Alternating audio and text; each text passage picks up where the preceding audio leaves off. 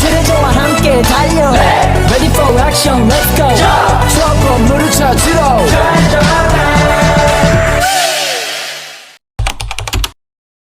Selamat pagi Pak, saya ingin bertanya, sejak kapan Bapak sudah menjabat sebagai kepala sekolah di SMA 1 Prestasi? Dan setelah Bapak menjabat, tantangan apa saja Bapak hadapi selama sebagai kepala sekolah? Ya, terima kasih. Perkenalkan dulu, nama saya Denny Tarigan.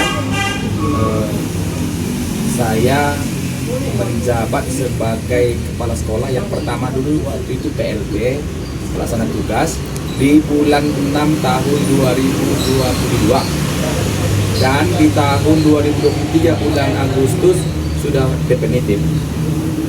Jadi sudah hampir 2 tahun lah menjabat sebagai kepala sekolah, 1 tahun sebagai PLT dan 1 tahun sedikit lagi ini akan waktu menjadi definitif.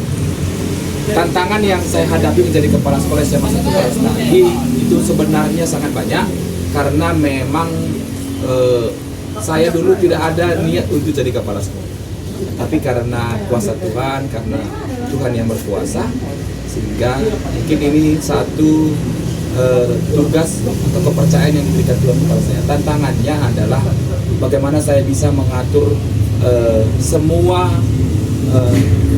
yang ada di sekolah itu bisa berjalan dengan baik, mulai dari proses kegiatan belajar mengajar, kehadiran siswa, keundangannya, kemudian mengatur semua administrasi, keuangan.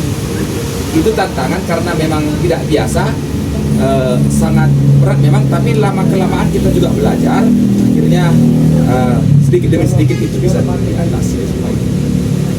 Pertanyaan yang kedua, Bapak apa saja menyebabkan siswa atau siswa suka membantah guru dan bahkan paling parahnya suka bolos pada saat jam mata pelajaran? Iya, siswa banyak yang membantah guru. Ini kita harus lihat latar belakang itu, karena ini sudah diawali dari waktu COVID. Karena waktu COVID itu banyak pembelajaran dilakukan di rumah, sehingga banyak juga ya. Kalau saya juga sebagai siswa kadang-kadang kayaknya diajari untuk berbohong begitu.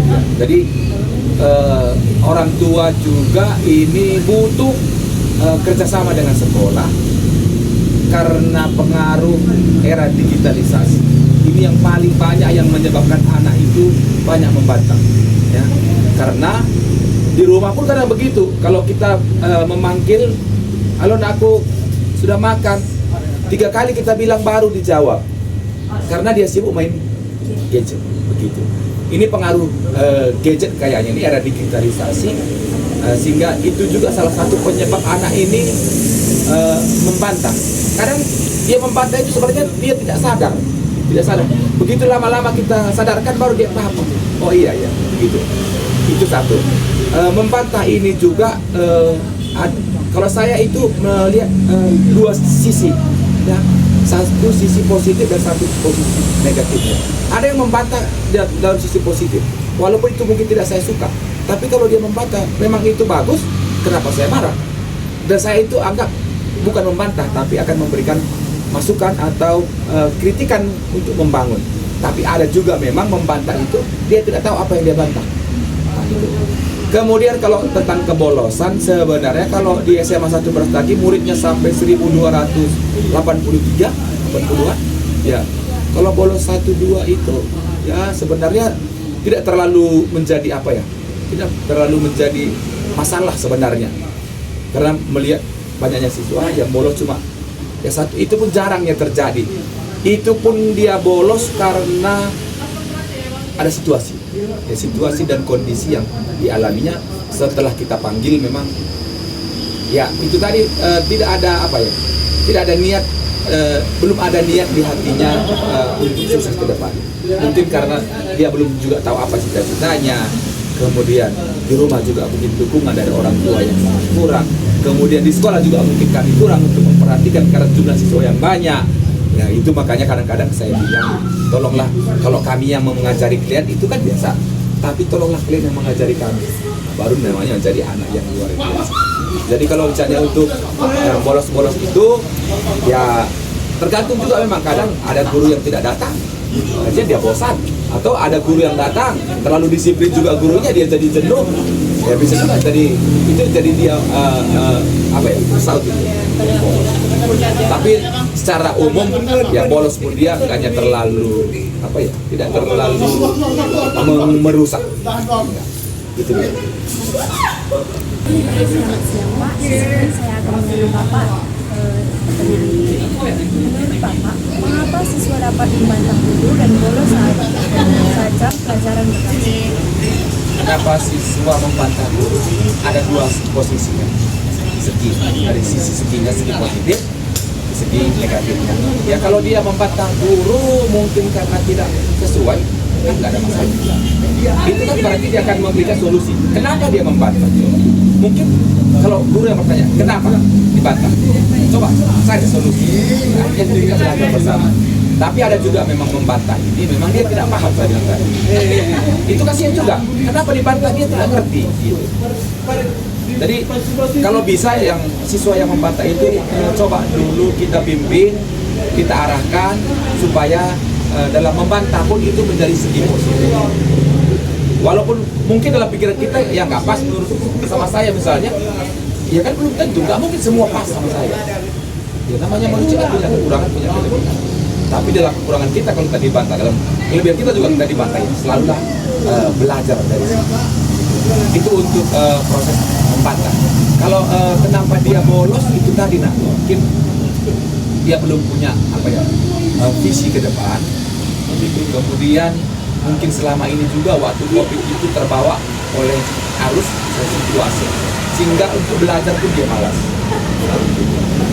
Ada yang malas belajar satu mapel, ada yang kalau misalnya rajin gurunya masuk itu pun dia malas masuk. Tapi kalau ada gurunya yang malas-malas masuk itu dia suka.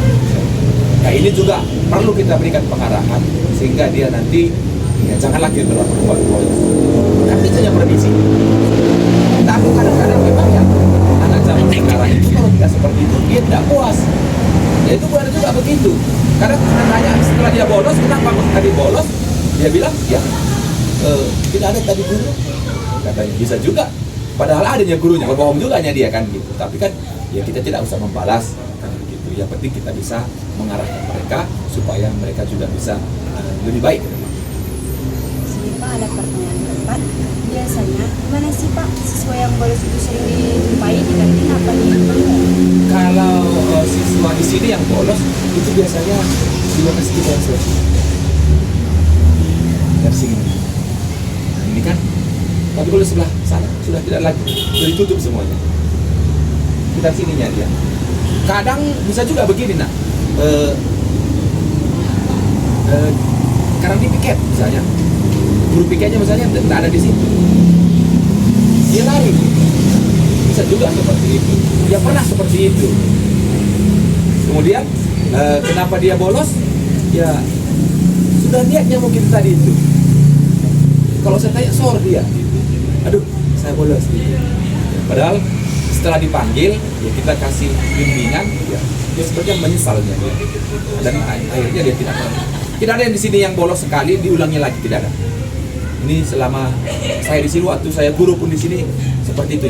Cuma satu kali memang ya mungkin itu tadi karena ajakan teman, kemudian ada mungkin pekerjaan di luar, sudah janji tadi, akhirnya karena nggak dikasih izin gurunya akhirnya menjadi bolos. Padahal kita kalau di sini bisanya keluar, bawa kertas, bawa surat, tanda tangan oleh piket, ditandatangani oleh guru yang bersangkutan, dia keluar nggak ada masalah. Gitu. Tapi memang ya sudah dari pikirannya mungkin yang sudah diganggu oleh tanda petik. Bisa saya bilang kalau tanda petik itu ya kuasa-kuasa kegelapan. Ya mungkin itu yang selalu membayangi pikirannya. Tapi yang satu tadi memang mungkin visinya, ya, atau mungkin lagi dia mencari jati diri, bisa saja. Jadi bolos itu bukan berarti dia itu melakukan hal yang paling apa ya, yang paling menakutkan atau paling menjelekkan. Mungkin ada situasi atau mungkin pengaruh-pengaruh teman di luar sana sehingga dilakukan. Siapa saja sih Pak yang sering membantah atau sering melakukan bolos di kantin? pendapatan bapak itu siswa atau bapak itu siswa? Yang selama ini siswanya yang cowok. Dan tadi Pak, bagaimana pandangan Bapak mengenai siswa yang suka membantah guru dan suka membolos jam pelajaran, dan solusi apa yang ingin Bapak sampaikan? Ya, inilah tantangan bagi saya. Kalau siswa yang bolos, saya tidak pernah akan menyudutkan. Kalau ada siswa yang bolos atau membantah, biasanya kalau saya pribadi, saya akan panggil, saya akan sharing bersama dia untuk mencari apa masalah, akar masalahnya apa, kemudian mungkin boleh bekerja sama dengan orang tua.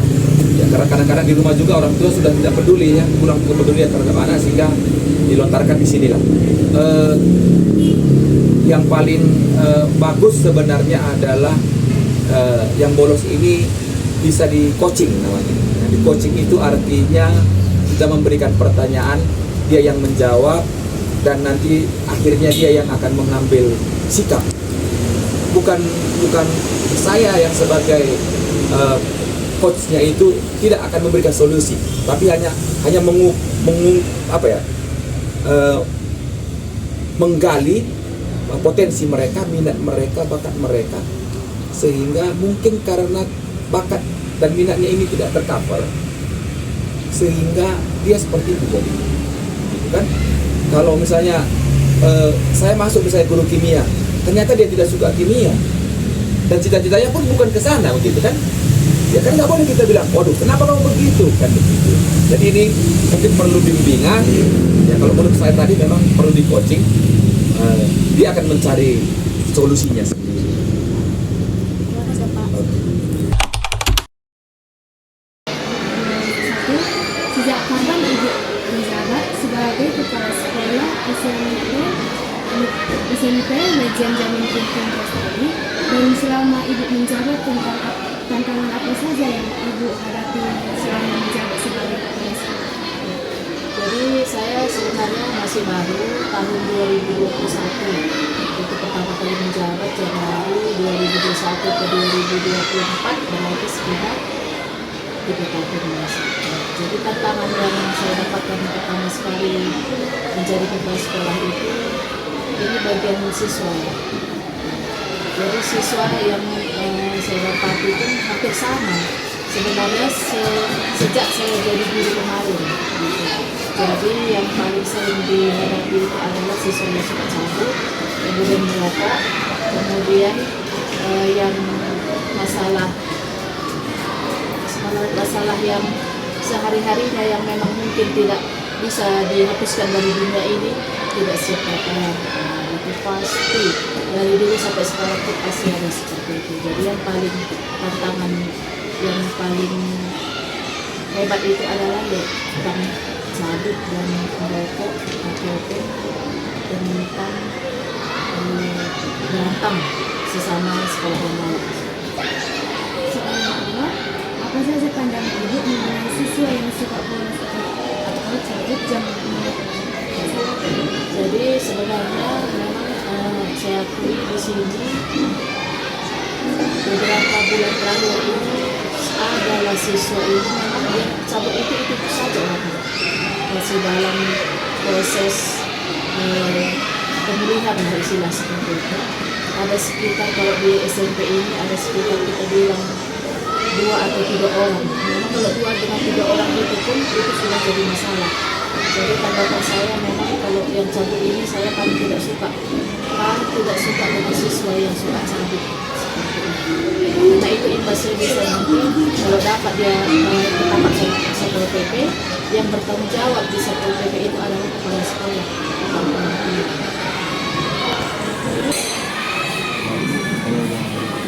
Menurut Ibu, mengapa siswa dapat membolos pada saat pelajaran dan sekolah langsung? Setelah memperhatikan beberapa kasus itu, yang pertama siswanya itu memang mempunyai teman yang bolos juga dari sekolah lain. Jadi sekolah lain itu misalnya kita misalkanlah sekolah A di bolos tadi ini misalnya, dia juga ada cabut sehingga dia bertemu di luar. Dia sudah janjian dengan siswa yang tidak sekolah juga. Itu yang pertama. Yang kedua, minat belajarnya memang tidak ada gitu. Tidak ada minat belajarnya itu di sekolah. Sampai ke sekolah terasa ada rasa malasnya, pusingnya, tidak mau mengikuti pelajaran, sehingga dia lebih memilih ke cabut daripada berada di lingkungan sekolah. Kemudian faktor ketiganya itu kemungkinan lingkungan orang tua. Jadi orang tuanya mungkin tidak mempunyai waktu lebih memperhatikan kapan anaknya pulang, kapan anaknya berada di sekolah, kapan anaknya sudah pulang dari sekolah. Saya selanjutnya, biasanya gimana sih Bu siswa yang bolos sering di sekolah? Kalau kami siswa SMP Legend itu kami di sekolah ini. Di belakang sekolah ini ada wali di situ dia sering, kemudian di FSB. Di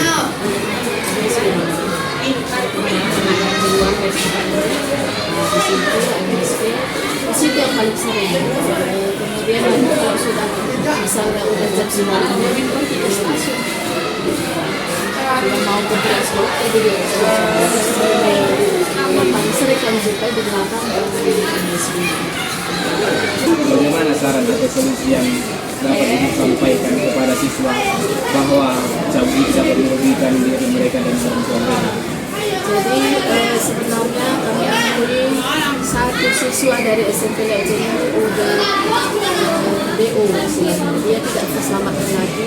Kenapa? Waktu itu sudah kami buat solusinya, panggil orang tua. Orang tuanya pun mungkin sudah 5 kali tanda tangan surat perjanjian, tidak juga. Kemudian tetap dia cabut, datang lagi, pulangnya.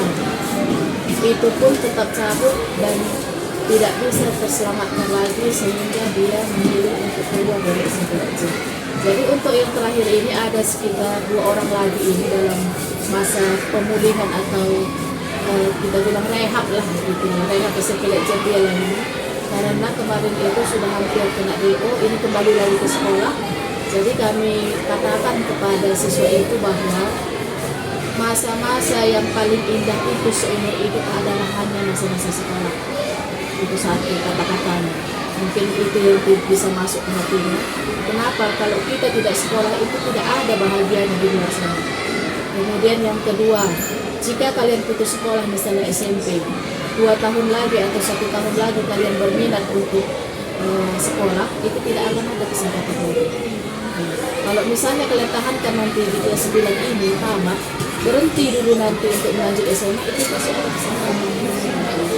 Kemudian yang berikutnya kami tekankan juga bahwa lapangan pekerjaan di Indonesia ini, walaupun nanti sebagai petugas Indomaret atau Alfamart seperti itu, minimal ijazahnya itu SMA. Jadi kalau misalnya ijazah dia DO di SMP, tidak melanjutkan sekolah, berarti dia itu hanya mendapatkan ijazah SD seperti itu. Jadi kami tekankan, kemudian sama orang tuanya berjanji, kemudian kerjasama dengan orang tua juga, supaya bagaimana usaha orang tua itu mengantarkan anaknya, kalau perlu mengantarkan sampai ke gerbang, sampai nanti anaknya itu merasa sudah tersadar sendiri. Kenapa? Karena masa SMP inilah masa puber katanya. Kalau SMA kurasa nggak ada yang cabut-cabut seperti itu, jarang sudah tercabut-cabut, kecuali memang dari SMP dia bandel. Jadi di SMP ini itulah masa pubernya. Kami tekankan sama orang tua juga kerjasama. Alangkah baiknya luangkan waktunya, antarkan sampai ke gerbang sekolah sampai nanti dia sadar sendiri siswa tersebut untuk tidak mengulangi lagi cabut.